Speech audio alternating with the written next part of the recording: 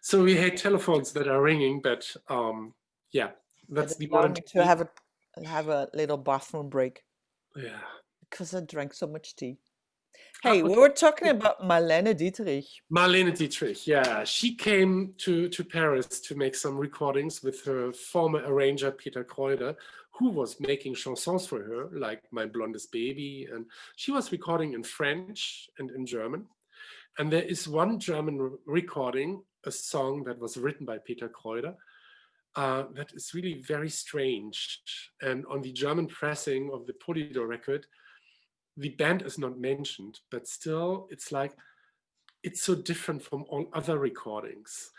And through discographies, I found out, of course, it's so different because we have the band of Freddie Johnson with Arthur Briggs on trumpet playing. And really, the performance is so jazzy and it's a little decadent in the lyrics. The song is called Wo ist der Mann? Where is the man? So again, the technical thing to open the programs. And here we get Marlene Dietrich in 1933, in summer 33, recording with Arthur Briggs and Freddie Johnson, a black cast jazz band in German, in Paris for the German market. So it's very bizarre. It's a very strange record.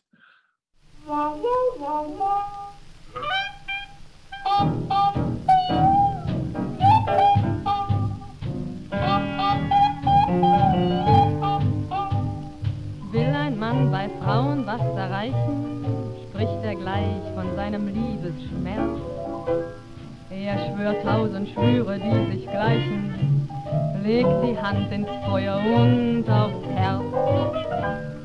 Alle Frauen, die er je besessen, hat er nicht die Spur geliebt. Alle früheren Schwüre sind vergessen, weil es im Moment ja plötzlich dich nur gibt. Ich möchte einmal einen Mann erleben, der nicht von Liebe spricht, der herzlos fragt, willst du mir geben, was ich verlange oder nicht, und das mit lächelndem Gesicht, der mich wie jede Frau betrachtet und mich nur kühl fragt, also wann, und der mein Nein dann nicht beachtet. Wo ist der Mann? Wo ist der Mann? Neulich hat mich einer angesprochen, der sah aus, so wie es sich gehört. Er war nicht von hier und sprach gebrochen. Lächelnd habe ich ihn angehört, denn ich war gespannt, was wird er sagen. Ein paar Worte kennt er nur. Der kann mir doch nicht sein Herz antragen, doch auch er war nicht viel anders, keine Spur. Ich möchte einmal einen Mann erleben, der nicht von Liebe spricht, der einfach sagt, so bin ich eben. Ich will dich haben und mehr nicht, und das mir mitten ins Gesicht. Der mich wie jede Frau betrachtet und mich nur kühl fragt, also wann? Und der mein Nein dann nicht beachtet. Wo ist der Mann?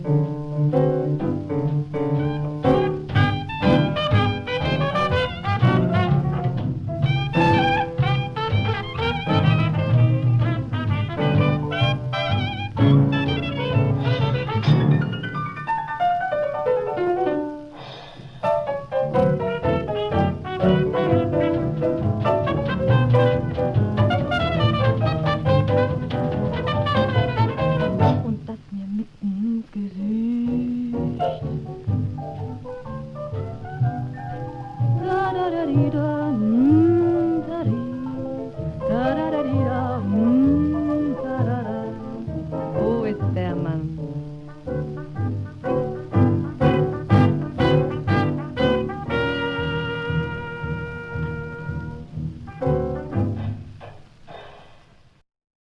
Haha, wonderful. I think you can leave on share screen even. Okay. I think the technique stuff. Oh, that's great. Yeah. He was like, he had been all over Europe. He was a star in Europe. and It's recording and stuff. interesting that on the French pressing on Polydor, it's mentioned Marlene Dietrich, accompagnée par Freddie Johnson et son jazz.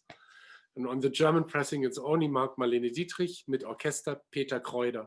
So the composer and the arranger is put on it. So it's like, okay. And it's strange that it was published in Germany. Yeah, it's very weird because it came out only in 1935. Even. Yeah. Before you could get it as a re-import record with a special order number. It's on a orange Polydor label with the order number SP for special 1. So it's like, okay, that's the first. And the interesting part is it's the only SP record I've ever seen. So there's only the one and only SP1. Nobody ever saw an SP2 or SP3. So yeah. And this recording, made in Paris with Arthur Briggs. Yeah. So like it was funny also in the book. There's this story when Duke Ellington comes to Paris for a concert. Yeah. He ends up also in Bricktops after hours. Yeah. And he hears Arthur Briggs playing with his band. And he's like convinced, like, wow, this is a great player. And he asks Arthur Briggs if he wants to come back to the States with him. Yeah. And Arthur Briggs says, no, I prefer to be here. Yeah. And that's the short answer. And that has to do a lot with the segregation. But the book mentions the segregation in the United States. The book mentions it also had to do that he was a friend of Arthur Wetzel, the trumpet player that played for Duke Ellington, and he didn't want to be in any competition or take Wetzel's place. And he also said that was really funny, like, and Duke Ellington writes puzzles. Yeah, okay. Like as a composer, and the puzzles killed Wetzel, he said. But I thought it was a funny story. Meanwhile, in Europe, jazz also got a partially sidelined. Also, there was another trend coming up, and that was Caribbean music. And Arthur Briggs, being from Grenada, he also knew not only classical music, not only jazz music, but he also knew his Caribbean music. There was this Cuban trend. This whole it was all over Europe, and he formed even a band called Arthur Briggs and Americano Cubano Boys. Yeah. And you had venues like Cabane Cubaine. There were more places. Maybe I think we should visit that later in another talk, because it's also a very interesting trend happening in Paris, especially. There's some beautiful pictures. Yeah, but it's not only Paris that had this exotic idea, because in Germany they loved rumba, and the Lecona stayed in Berlin for quite a long time, and Ciro Rima came from Cuba, and Xavier Cugat records were sold in Germany, and everywhere. Rumba orchestras, and in Holland it was more. I think. For Germany, as we lost the colonies after World War I, we were lucky to lose them. This exotism was something naive. In Holland, you had a lot of Hawaii, but of course, that was later. You had the colonies, so you had much music and influence from the colonies. It was France, of course, they had a lot from the Antilles and Guadeloupe coming, and so they had this Begin and Antilles. Yeah. There was but there was quite a scene like that in Paris, and maybe that's interesting to investigate as well a bit. But let's stay with Briggs, because there's another famous American that Briggs is in touch with, and that's Coleman Hawkins. Yeah. And there's He was in London before. Coleman Hawkins was in London before, and then came to Paris. In 1935, it was funny. There was, I think, a concert with the Hot Club de France, and maybe it was Saint Pleyel, but I'm not sure. And Coleman Hawkins joined them on stage.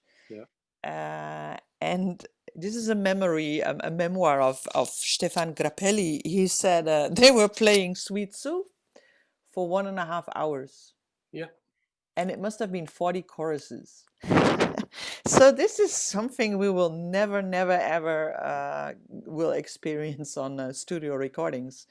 No. So But the not history of jazz, the history of jazz cannot be written Yeah. via recordings. Yeah. So note, dancers, you cannot tell the history of jazz dance, black jazz dance, via some clips that are still around. There was way more going on. So this kind of stories, these memories is so... I read more like that in books. It was amazing. But Coleman Hawkins in the end did record Yes. with the Hot Club and Yeah. with Arthur Briggs. And Yeah. you I don't know, you want to tell something about it, or you want to Yeah, play it's a song? quite interesting because they were checking on what label they could record. And again came Canetti and said, no, that's not interesting. We cannot sell. We already tried out with Briggs and Freddie Johnson, and those records didn't sell well in France. They sold better in Great Britain as Decca pressings. But he said, no, I'm not interested. So finally, it was thanks to Panassier and Delaunay that they could check with His Master's Voice. And they made those recordings and they said, we will sell those records in our Hot Club to our Hot Club members. We can guarantee that we will sell 500 records. So they try to pre-finance the recordings. This continues even a few years later when, as a sub-label of His Master's Voice in France, they founded the Swing label with Coleman Hawkins in 1937 when he came back. They traveled the United States looking for the real jazz musicians, and they found people back that were completely forgotten, like Bunk Johnson, for example. And they asked the American Victor Company, that was the American His Master's Voice, to record with those musicians. And they said, no, we won't. This is old-fashioned stuff we will not sell. So the French gave the guarantee of selling 2,000 records in Europe. For that, they had the right to rent the studio, to pay the studio, and to record. So all this, you see, even in America, jazz was not really recognized as an art form. It was just the commercial stuff going on. But finally, okay, no, again, gossip. Back to the recordings in Paris. They were looking for musicians who would record with Coleman Hawkins, because after the experience with this jump-in jam session during a concert, they thought like it's not the smartest idea to put a quintet of the Hot Club together with the saxophone, because it was an all-string orchestra. But they asked the band leader, Michel Varlop, who was a violinist and had a jazz band, if he has ideas. And they hired Michel Varlop, who brought his piano player, his former piano player, because at that time his piano player wasn't a piano player anymore. He became a very famous violinist. The piano player of the Michel Varlop band in the late 20s was Stephan Grappelli. So they asked Grappelli to jump in to play the piano with Coleman Hawkins, not a violin. And John Reinhardt is playing the guitar. And Billy Taylor is playing the bass, but he doesn't sing. And Arthur Briggs joins in with his trumpet. So this is a really fantastic, amazing version of Blue Moon that gives such a beautiful atmosphere of this song. And I really want to play this. It's a hardwish.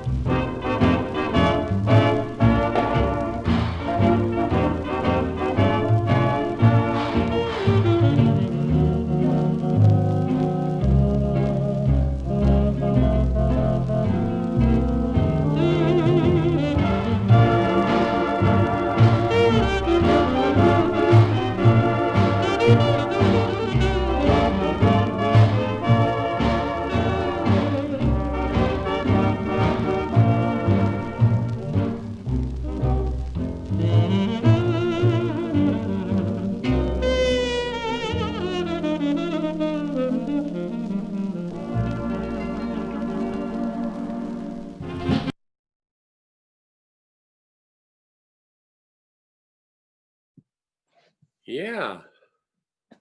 It's beautiful. Cool. I like to play that for slow balboa. Yeah. It's Yeah. beautiful. Yeah. Very. Ah, he was. I just had to think about that. Another thing, another French trumpet player. Aimé, he's French, I think. Aimé Barelli. Emi Barelli, yeah. Yeah, he has an Italian name though. Yeah, yeah. He was from south of France. I think he was born in Ventimiglia or something like this, but he's from Côte d'Azur, yeah. Yeah, yeah. And It's funny he because settled in Monte Carlo later. Arthur, I heard him in Monaco playing. they met each other in Cannes when Arthur Briggs was on tour in Cannes, and Barelli was like blown away by Arthur Briggs, and he approached him and he taught him technique, Yeah. and he gave him, I think, maybe some technique book or something like, and he said it was really hard. It was really hard. It hurt his lip. He said, "You will Yeah. get through it. You just have to practice." So Arthur Briggs had he was like a teacher. Yeah. Again, he taught another. He Mentor. taught Sydney. He was a mentor. Yeah, yeah. Absolutely. So that I had to think about that. It's a beautiful song. Yeah. He gets he gets even he's playing even. I'm skipping to 1937. Yeah. He even plays in Cairo, in Egypt, in 4 hotels, and Alexandria. I think he plays as well. Yeah. That's something you should read about in the book. It's a crazy story. It's a crazy story. They are in Sweden as well, and he in France again. He plays in Namur with because the Sweden thing, maybe the Canetti has something to do with it again. But it's the Josephine Baker story. But anyway, he decides to go play with Coleman Hawkins back in France, and he prefers it. And then 1938 approaches, and we have the Kristallnacht. Yeah. I think most people will know what that is. You should know what it is, but it gets really, things are getting really tense in Europe. Well, here in Germany now we really call it Pogromnacht because Kristallnacht is an euphemism that was used by the Nazis. I And didn't it know. really, yeah. We still call it like that in the Netherlands. Oh, maybe Yeah, that will change in time. And it was Goebbels himself who used this word to defend the breaking glass. And it's like, okay, I wasn't aware of it, but I learned it maybe 2 years ago. I thought like, okay, that's interesting. So it's really the pogrom night. It's the night when the open, for everyone visible in this world, the open pogrom against Jewish people in Germany started. Not only in Germany, in Europe. Yeah, Really? there was already, I mean, things were starting already way earlier. But 38 is like maybe the rest of Europe woke even up more. There was really dark clouds looming. In 1939, the war started. With the invasion of Poland. Yeah. But Arthur Briggs was still playing around Europe, even with there's mention of Valeda Snow in the book as well. They played together as well. She was also we talk about her as well in Jazz Talk 5. It's an interesting figure, and the last recordings before the war with Arthur Briggs were like in January 1940, when it was like really, really, really cold. January, February, these recordings, there must have been 15th of February 1940, yeah, the book talks about it, how cold it was in January, and February. it's on this fantastic, beautiful swing label. And the chief of this label was Charles Delaunay, so the one from Hot Club France. So it's really the Hot Club of France label, and those records were very well seen with the German soldiers when they arrived in France, and people were aware, jazz fans were aware of this label already in 1937 and 38. So Dietrich Schulz-Köhn, nicknamed Dr. Jazz, was writing his articles about this label in 1938. and saying that Elektrola, the German branch of his master's voice, Elektrola is making contracts with La Voix de Son Maître in Paris to publish the swing recordings in Germany. And the plan was to start the series in September 1939. Ha, ha, ha. So the war came in between. These recordings never got published in Germany. But there was a plan to do so. So there must have been some kind of interest. And the good thing is that in jazz and in swing, there always was an international connection. Jazz people and swing people always gave a shit for races, for nationalities, for nationalism, for fascism. They said, oh, I like this music. I want to share it, like we do. So that's so normal. So even nowadays with some ideological stuff going on, I really don't understand it because my brain and my heart have a different beat. It's just a swing beat. It's not a national beat. So there you go. The jazz crept everywhere, even if it wasn't supposed to. Mm-hmm. It was still there. And the good thing is that this was one sentence that Coco Schumann, we had to talk about him already, but Coco Schumann, he said... Last talk, Jazz Talk 6. Look it back, look it up on YouTube. Yeah. He said, when you have swing in your veins, you cannot continue walking on a march. And that's it. Like march music. Yeah. Exactly. And that's exactly the thing. Swing is individualistic music. It's just a freedom. And freedom is against every dictatorship. So of course, Arthur Briggs, coming from jazz and swing and being a creator of his last recordings before the occupation in January 1940, he was a danger for a totalitarian and fascist system.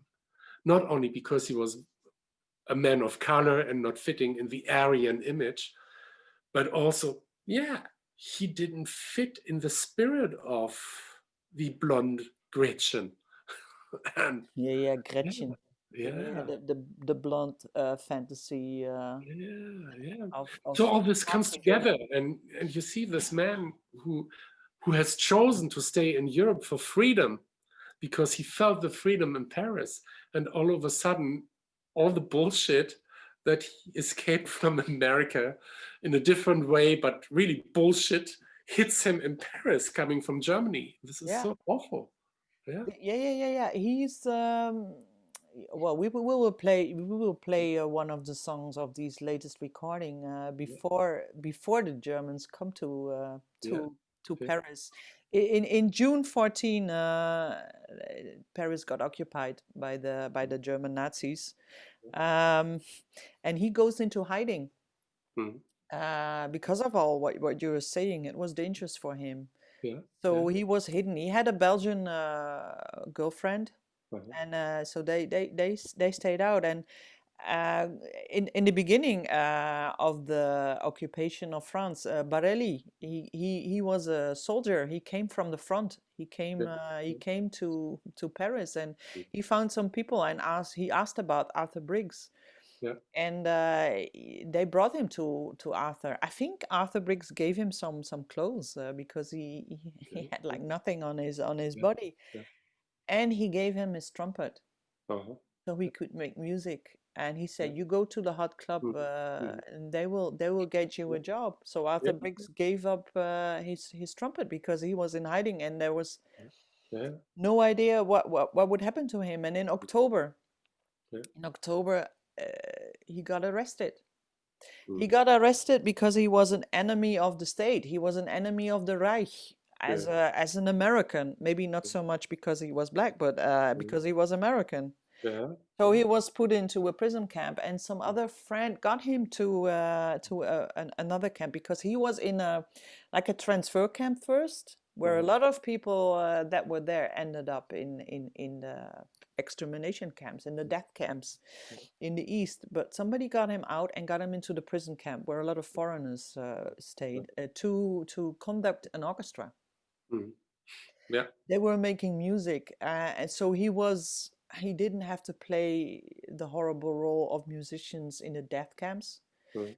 but he had to play the morning réveil, Yeah. you know, when everybody woke up and when the camp was silent at Bugle call, yeah. at 9 p.m. and also for some entertainment of the officers. Yeah. But he did that for 4 years. Yeah. For 4 years before he got free. And there's the title of the book, Better Days Will Come Again. Yes. It is a beautiful story in the book. I think you should read it yourself. Just get the book, and Yeah. then you understand what the title means. It has to do with the black history of black jazz, and the history of enslavement and what music can do in Yeah. dire situation. So people should read it. I will not tell Yeah. I will not tell the story. But No. before we have his last part, because he survives. It was horrible. Yeah. They were hungry. They were really like starving, and they were, oh my God, there were bugs, and they were ill, and it was cold, and it was like gruesome. And he got lucky. He got out in the end. They were liberated. But before that, Yeah. somebody gave him even what's the company of the trumpets? Selmer? Selma, yeah. They got him trumpets there Yeah. when he was in the camp. Yeah. But before that, the last recordings before when Paris was still French, still free, not occupied, there were these beautiful recordings. Yeah. And this one is really fantastic because it shows not only Arthur Briggs with a beautiful trumpet solo, but before we hear all the fantastic members of Hot Club de France. And this means we have Christian Wagner on clarinet. He was German. And as far as I know, he even was Jewish and he was emigrating to France. So he's mentioned on this record. And then he gets a pseudonym and he stays a musician in Paris under pseudonym. We have Alix Campbell, who was a very famous saxophone player and replaced Stephan Grappelli sometimes in the Hot Club de France with his clarinet. We have Ray Stokes, another American, playing piano. And we have Django Reinhardt playing the guitar. And the title is called Scatterbrain.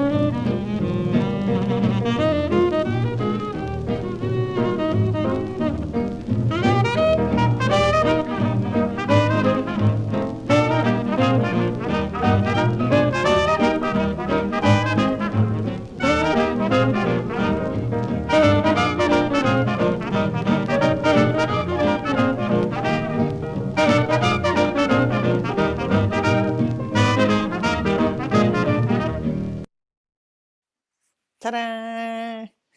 That was a nice solo. Yeah. It's a nice band. Very free.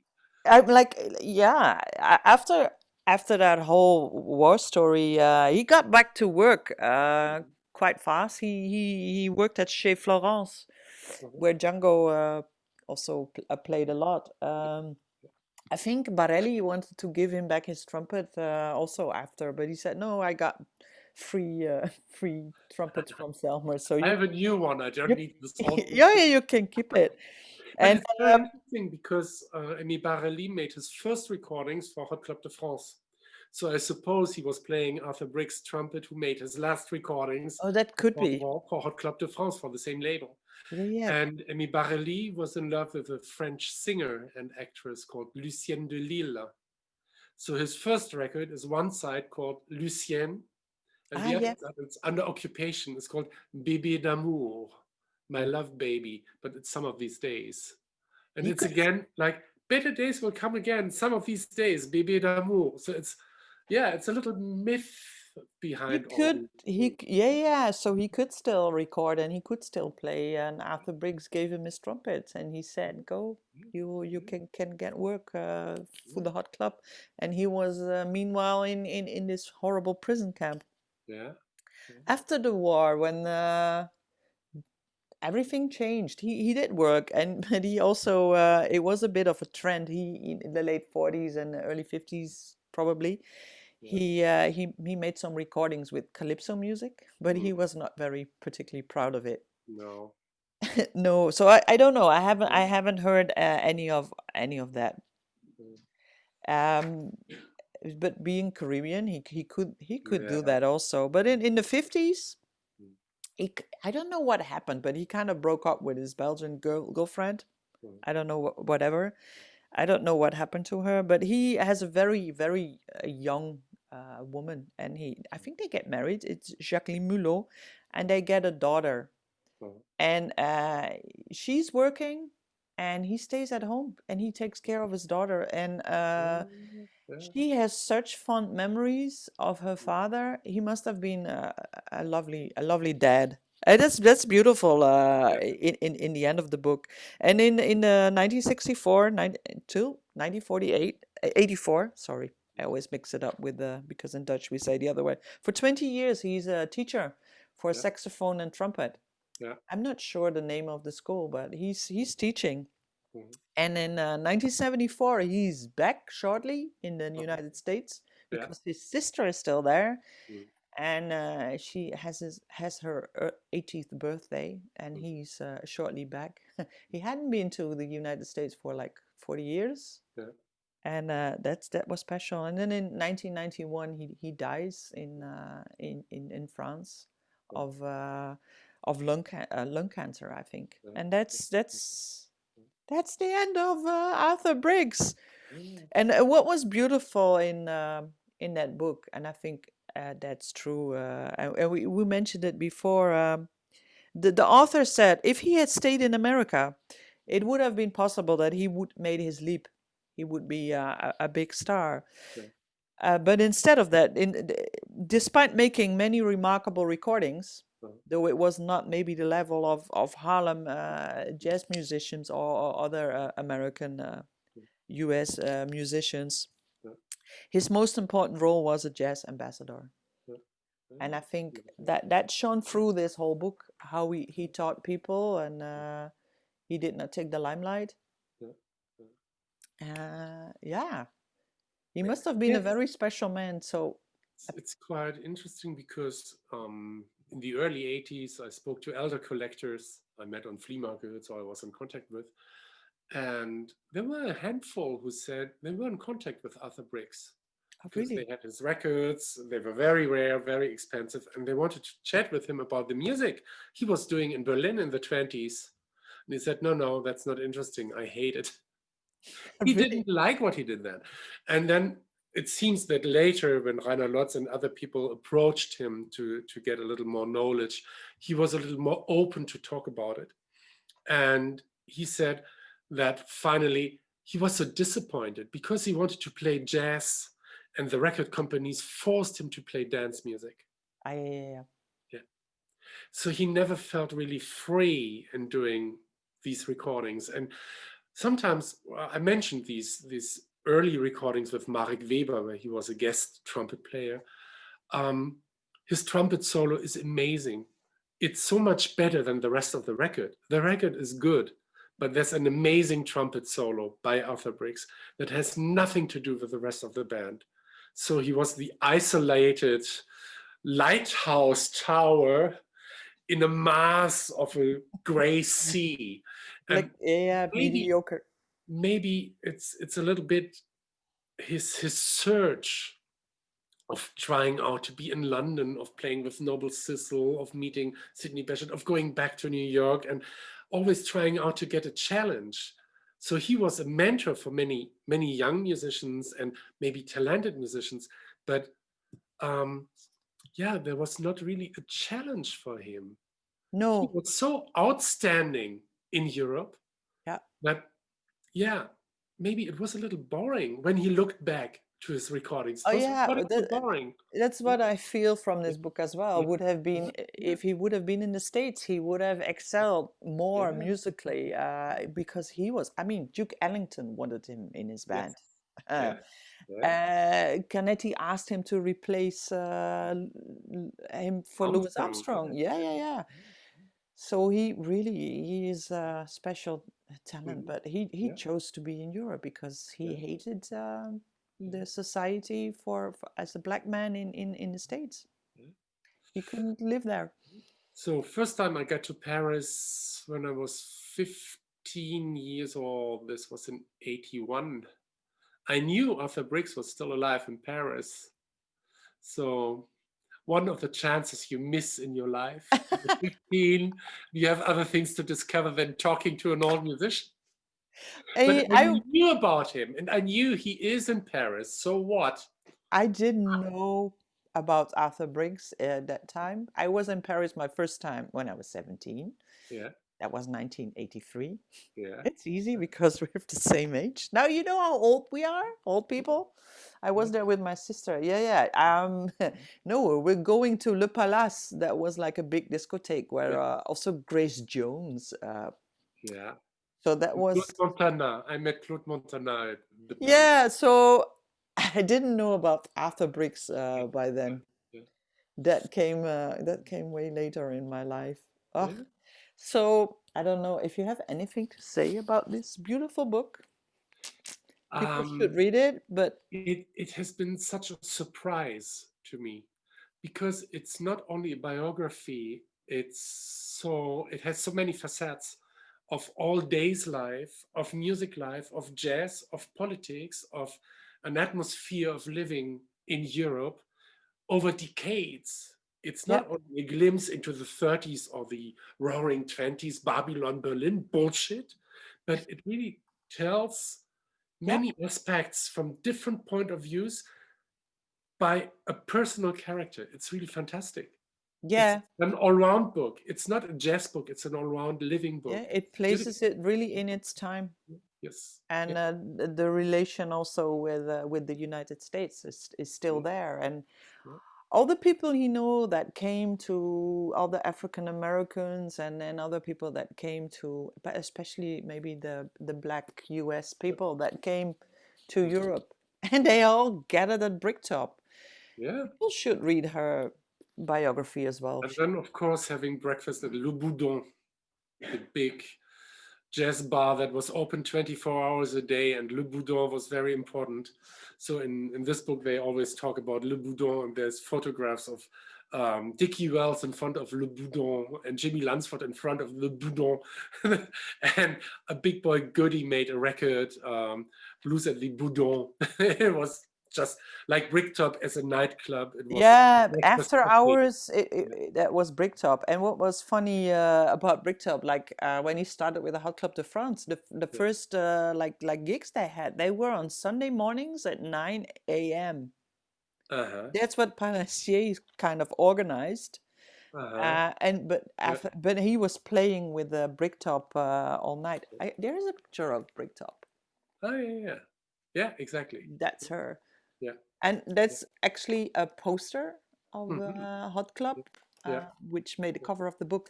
I think his name should be should be bigger on it. yeah, it should be bigger and in red.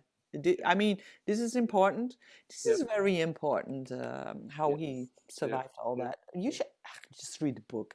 I was taking notes from some books that I read on Facebook, but I chose not to because this is a new book. Yeah. This is a new book, and it's very the way the story is told. There is. I just found this photo hanging around Boudon, Dickie Wuthe. Wells. So this is the cafe and Dickie Wells and he was playing this record called Hanging Around Boudon. So this was yes, all these now the title, the titles make sense. Yeah. There's quite some pictures in the book also from the camp he stayed. Yeah. And Josephine Baker is in there a lot, and he was at the funeral of Sidney Bechet, and oh well. Maybe to finish it off, maybe we should play. I really love the song "Bragging the Briggs." Yeah, in this case, you should play it because I don't have it on shellac. No, I just want to show a beautiful photo of a young Louis Armstrong in Paris. Yeah. This must be the time his recovery with when they were hanging out in the summer. Yeah, he bought a house in I don't know on the suburbs or a bit outside of where more jazz people had a house, and Bricktop had a house as well. And Bricktop was with oh God, what was his name? I forget his name. She was living with him. I think they were married. Oh God, I'm so bad now with I'm tired. I should know, but because he was playing with Armstrong in London actually, but they were all living there, and that was where he hung out all summer. Armstrong and Briggs. Yeah, beautiful story. So, without further ado, I will try and share my screen. You are still sharing it. Can you unshare? I stop this and now. And I will play. I just go to advanced. I will play only computer sound. Share. And let's have Bragging the Briggs.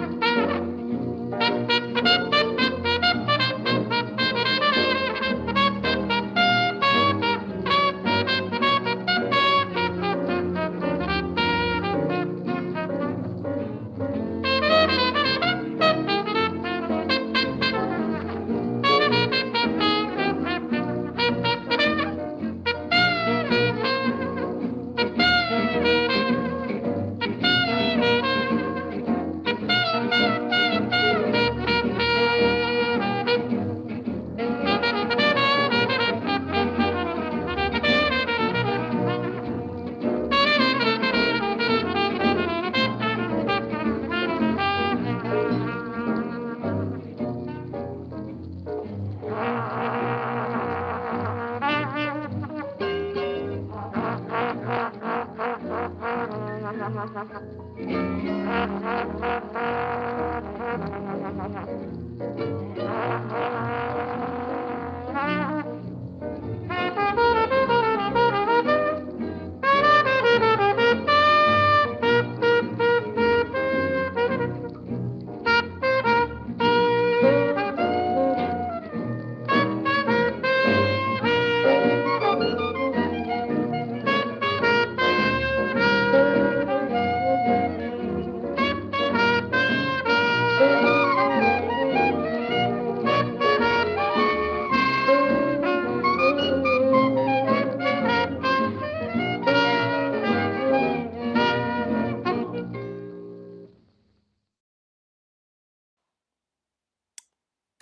love it.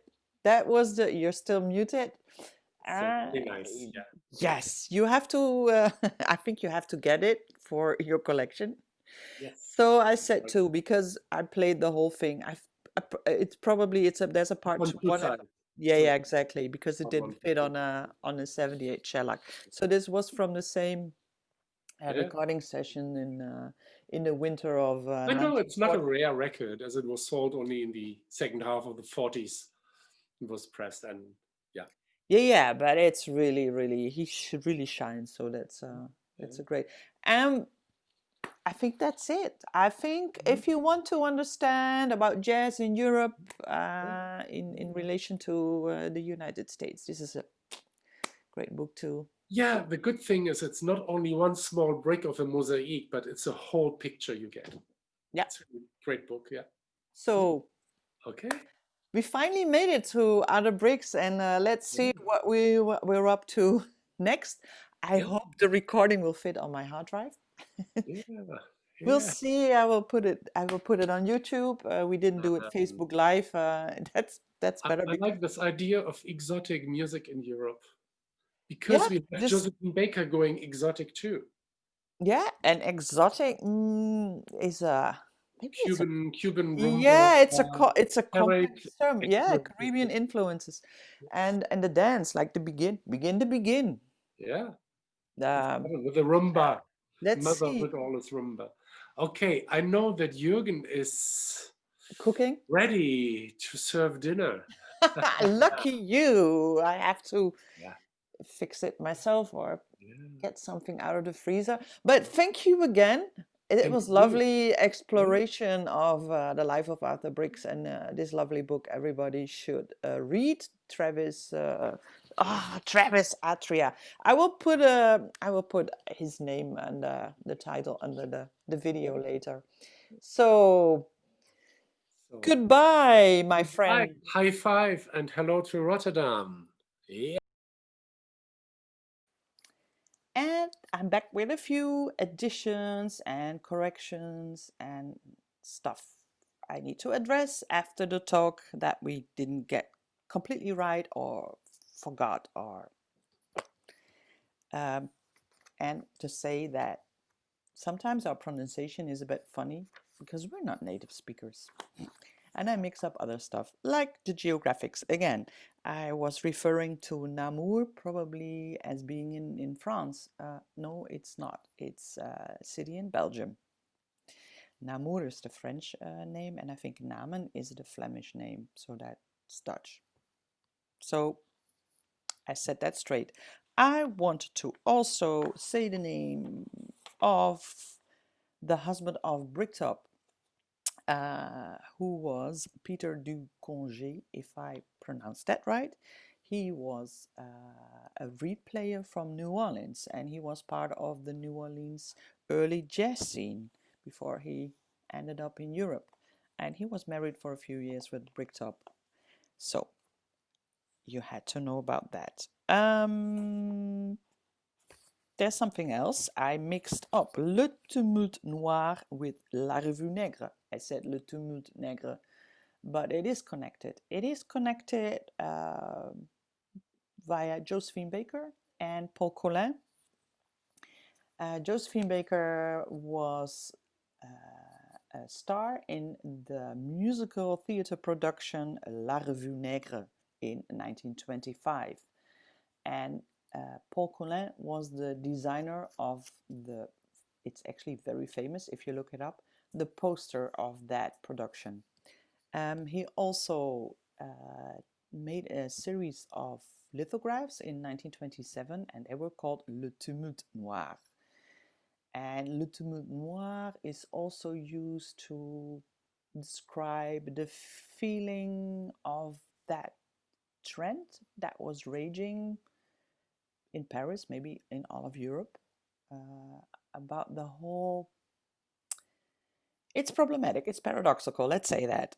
It's this depiction of the jazz age as in new and exciting and electric and fast-paced as modernity, and it's